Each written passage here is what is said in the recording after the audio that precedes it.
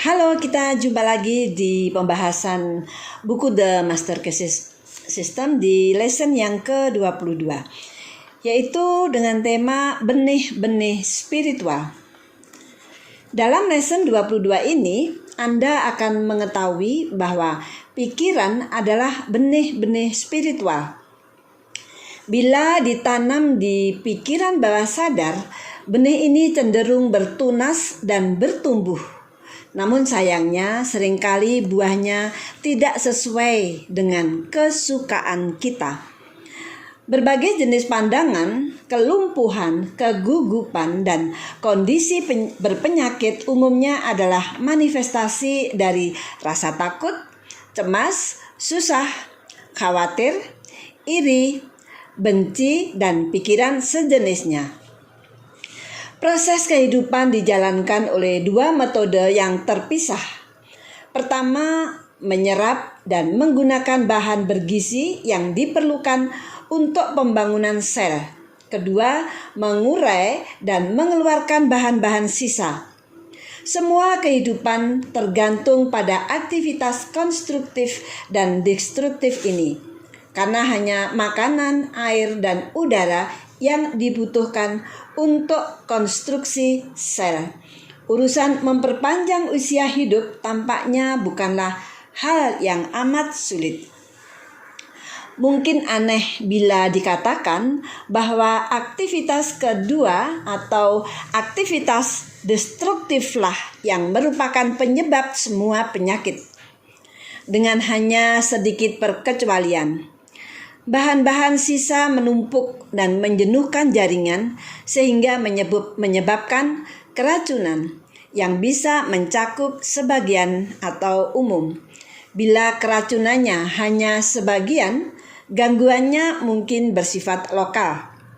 Bila umum, gangguannya akan mempengaruhi seluruh sistem. Maka untuk yang kita hadapi untuk menyembuhkan penyakit adalah meningkatkan aliran masuk dan mendistribusikan energi vital ke seluruh sistem. Hal ini hanya bisa dilakukan dengan cara menghilangkan pikiran rasa takut, cemas, susah, khawatir, iri, benci, dan setiap pikiran destruktif lainnya yang cenderung merusak dan menghancurkan saraf serta kelenjar yang mengendalikan pembuangan dan pembersihan bahan-bahan racun dan sisa. Makanan bergizi dan tonik penguat tidak bisa memberikan kehidupan karena hanya merupakan manifestasi kehidupan sekunder. Manifestasi primer kehidupan dan bagaimana Anda berhubungan dengannya dijelaskan pada pelajaran ini. Saya merasa terhormat melampirkannya di sini. Pada lesson yang ke-22 ini kita akan mempelajari ada 33 pokok pembahasan. Oke. Pengetahuan sungguh tak ternilai harganya. Dengan menerapkan pengetahuan, kita dapat merangkai masa depan kita seperti yang kita inginkan. Bila kita menyadari bahwa karakter kita sekarang, lingkungan kita sekarang, kemampuan kita sekarang, dan kondisi fisik kita sekarang semuanya merupakan hasil dari metode berpikir di masa lampau. Kita akan mulai memiliki konsep tentang nilai pengetahuan. Jika kondisi kesehatan kita sekarang ini tidak seperti yang kita harapkan, periksalah metode berpikir kita. Marilah kita ingat bahwa setiap pemikiran menghasilkan kesan di pikiran. Setiap kesan merupakan satu benih yang akan tertanam di dalam pikiran bawah sadar dan membentuk kecenderungan. Kecenderungan itu akan menarik pemikiran-pemikiran lain yang serupa. Sebelum hal itu kita sadari, kita sudah menuai panennya. Jika pemikiran-pemikiran ini berisi kuman-kuman penyakit, panennya akan berupa penyakit, kebusukan, kelemahan, dan kegagalan. Pertanyaannya, Apa yang sedang kita pikirkan? Apa yang sedang kita ciptakan? Apa panennya nanti? Jika ada kondisi fisik apapun yang perlu diubah, hukum yang mengatur visualisasi akan berjalan efektif. Buatlah gambaran mental tentang kesempurnaan fisik. Simpanlah di pikiran sampai ia diserap oleh kesadaran. Melalui metode ini, sudah banyak orang yang berhasil menghilangkan penyakit ringan dalam waktu beberapa minggu. Melalui metode ini, ribuan orang telah berhasil menanggulangi dan menghancurkan berbagai gangguan fisik biasa dalam waktu beberapa hari, bahkan terkadang dalam waktu beberapa menit. Melalui hukum getaran, pikiran mengendalikan tubuh. Kita tahu bahwa setiap tindakan mental merupakan suatu getaran, dan kita tahu bahwa semua bentuk hanyalah satu mode gerak, suatu kecepatan getaran. Maka, getaran tertentu akan langsung mengubah setiap atom di dalam tubuh. Setiap sel hidup terpengaruh dan seluruh perubahan kimiawi terjadi di setiap kelompok sel hidup. Segala sesuatu di semesta menjadi apa adanya karena kecepatan getaran itu. Ubahlah kecepatan getaran, maka Anda mengubah sifat, kualitas, dan bentuk.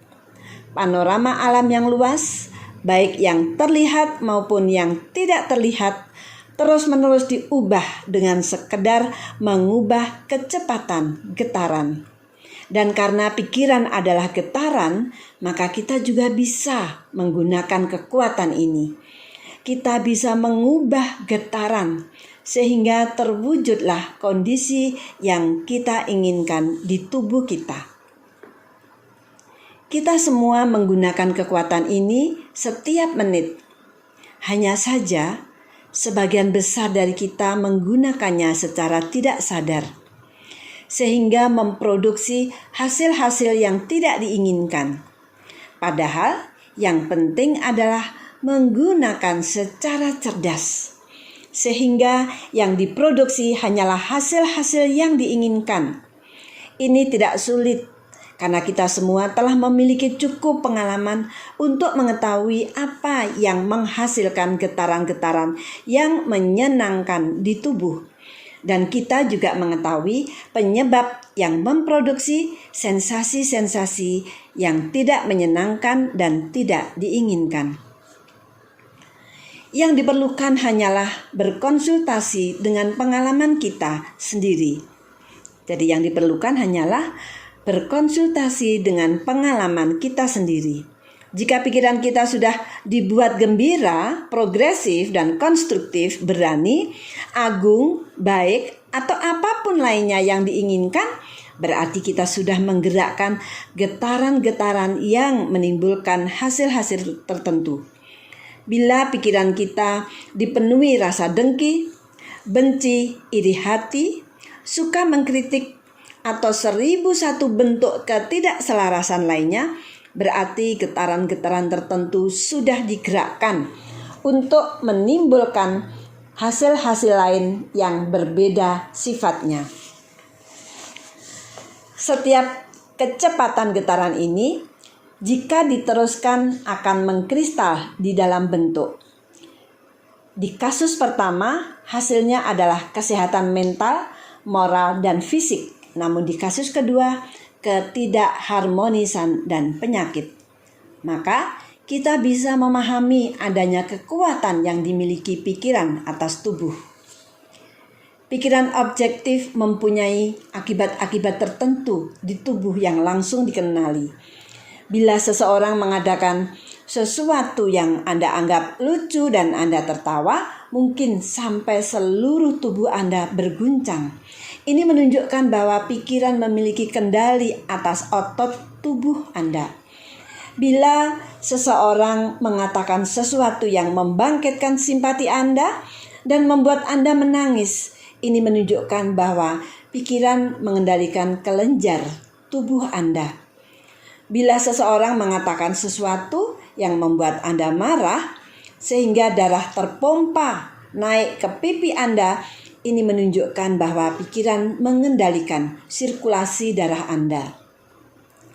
Tetapi karena semua pengalaman ini adalah hasil tindakan pikiran objektif Anda akan atas tubuh Anda, hasilnya hanya bersifat sementara yang segera berlalu dan kembali ke situasi sebelumnya.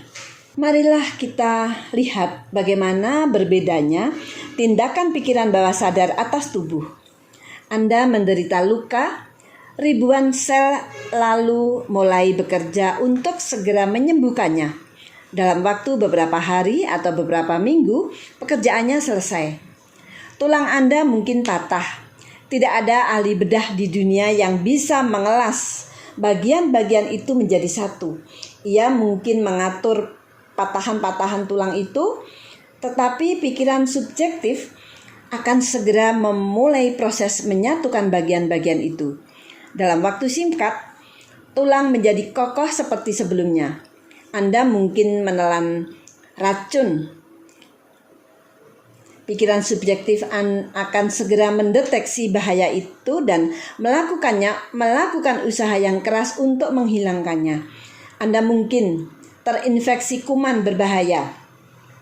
Kemauan subjektif akan segera membangun dinding di sekeliling daerah yang terinfeksi dan menghancurkan infeksi itu dengan cara menyerapnya ke dalam sel darah putih yang disediakan untuk tujuan itu. Proses-proses di pikiran bawah sadar biasanya berjalan tanpa sepengetahuan atau arahan kita. Selama kita tidak campur tangan, hasilnya sempurna. Tetapi karena jutaan sel perbaikan ini cerdas dan merespon pikiran kita, mereka sering dilumpuhkan dan dibuat tak berdaya oleh pikiran-pikiran kita yang berisi rasa takut, ragu, dan cemas. Mereka bagaikan laskar pekerja siap memulai suatu karya penting, tetapi setiap kali mereka siap menyerang, panggilan datang atau rencana-rencana berubah. Akhirnya mereka pun patah semangat dan menyerah. Cara menjadi sehat dilandasi oleh hukum getaran yang merupakan dasar semua ilmu. Hukum ini dijalankan oleh pikiran dunia dalam diri, ya. Jadi hukum ini dijalankan oleh pikiran dunia dalam diri.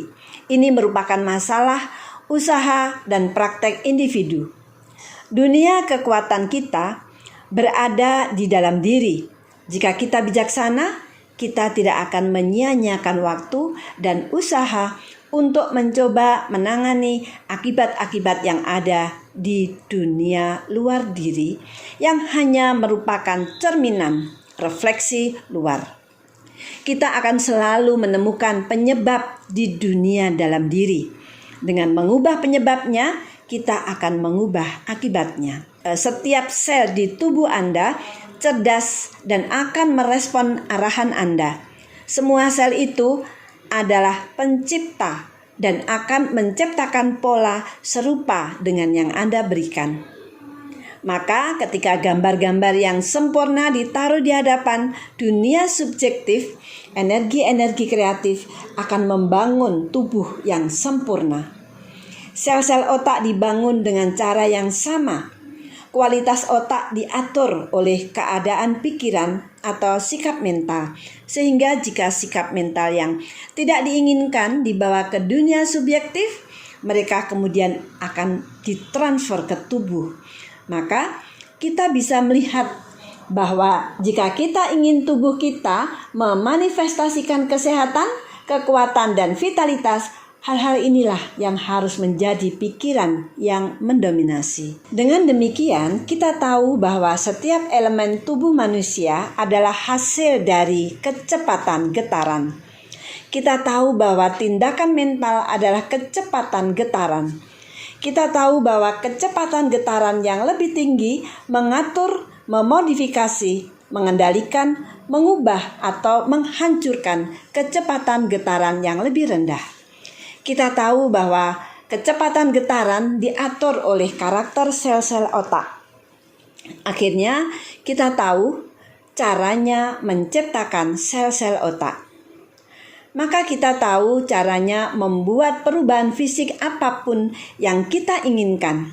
Setelah memiliki pengetahuan tentang kekuatan pikiran yang bekerja sejauh ini, kita pun menjadi tahu bahwa kemampuan kita tak terbatas untuk menyelaraskan diri dengan hukum alam yang maha kuasa. Pengaruh atau kendali atas tubuh oleh pikiran ini sudah makin dipahami secara umum. Banyak dokter yang semakin menaruh perhatian terhadap persoalan ini.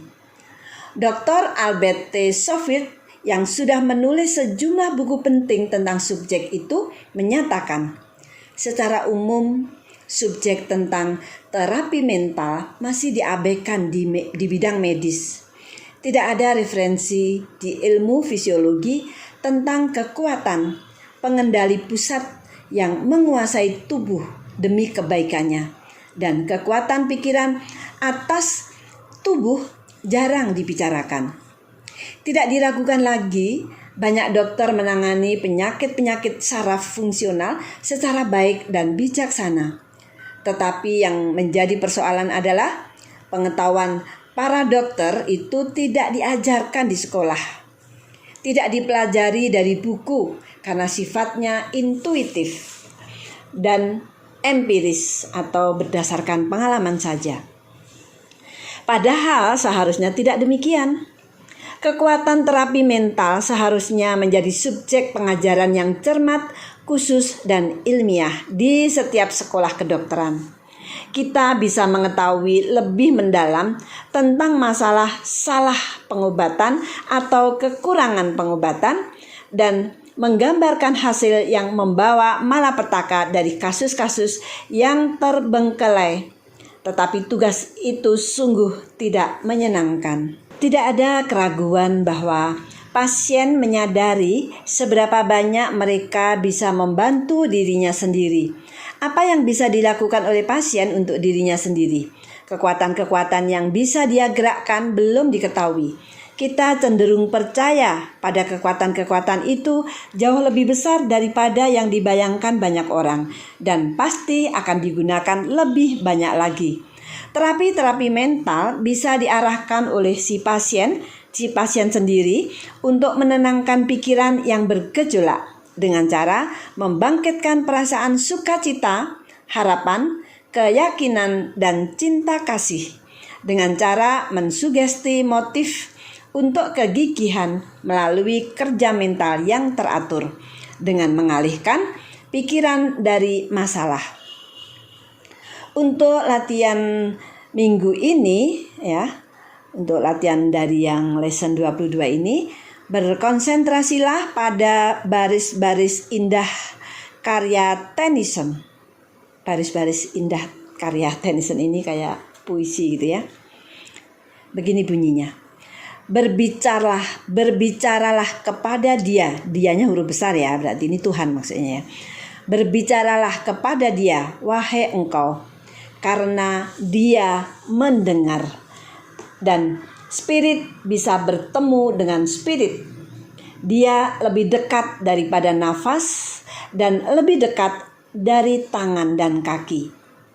Kemudian cobalah untuk menyadari bahwa ketika Anda benar-benar berbicara kepadanya, Anda berhubungan dengan Yang Maha Kuasa. Reaksi dan pengenalan kekuatan Yang Maha Ada ini akan dengan cepat menghancurkan setiap bentuk penyakit atau penderitaan apapun dan menggantinya dengan keselarasan dan kesempurnaan.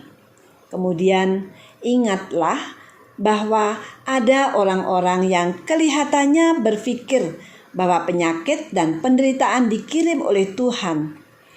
Jika memang demikian, setiap dokter, setiap ahli bedah, dan setiap petugas palang merah menentang kehendak Tuhan.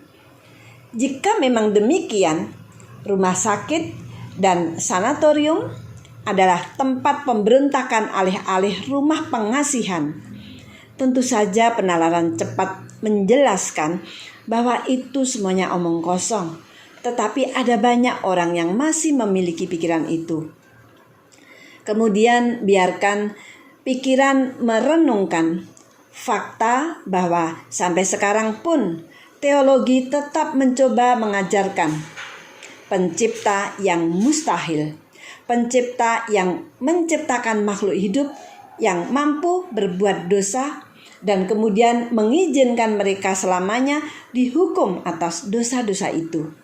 Tentu saja hasil dari ketidaktahuan ini adalah terciptanya rasa takut alih-alih cinta kasih. Anda pun makin memahami manusia ideal, manusia yang diciptakan selaras dengan Tuhan. Dan Anda makin siap menyadari pikiran yang menjadi sumber segalanya, yang membentuk, menegakkan, mempertahankan, memulai, dan menciptakan semua yang ada. Oke, kita akhiri lesson yang ke-22 ini dengan tanya jawab sebagai panduan belajar Anda. Bagaimana penyakit ini dilenyapkan? Bagaimana suatu penyakit dilenyapkan? Dengan menyelaraskan diri kita dengan hukum alam yang maha kuasa. Bagaimana prosesnya? Yaitu realisasi bahwa manusia adalah makhluk spiritual dan bahwa spirit itu pasti sempurna. Apa hasilnya? Pengalaman yang sungguh-sungguh tentang kesempurnaan ini, pertama secara intelektual, lalu secara emosional, memunculkan manifestasi kesempurnaan ini. Mengapa demikian? Karena pikiran bersifat spiritual dan karenanya juga bersifat kreatif, serta berhubungan dengan objeknya dan membuatnya termanifestasi. Hukum alam apa yang dijalankan? Yaitu hukum getaran. Bagaimana hukum ini mengatur? Karena kecepatan getaran yang lebih tinggi mengatur, memodifikasi, mengendalikan, mengubah atau menghancurkan kecepatan getaran yang lebih rendah. Apakah sistem terapi mental ini dikenal umum? Ya, ada lebih dari 1 juta orang di negara ini yang menggunakannya dalam satu atau lain bentuk. Apa hasil dari sistem pikiran ini? Untuk pertama kalinya dalam sejarah dunia, kemampuan penalaran tertinggi yang dimiliki oleh setiap orang bisa dipuaskan melalui kebenaran yang bisa dibuktikan, yang sekarang dengan cepat membanjiri dunia. Apakah sistem ini bisa diterapkan untuk bentuk pasokan lainnya? Sistem ini akan memenuhi setiap keperluan atau kebutuhan manusia. Sistem ini bersifat ilmiah atau religius, keduanya, sains yang sejati dan agama yang sejati, bak samudra kembar.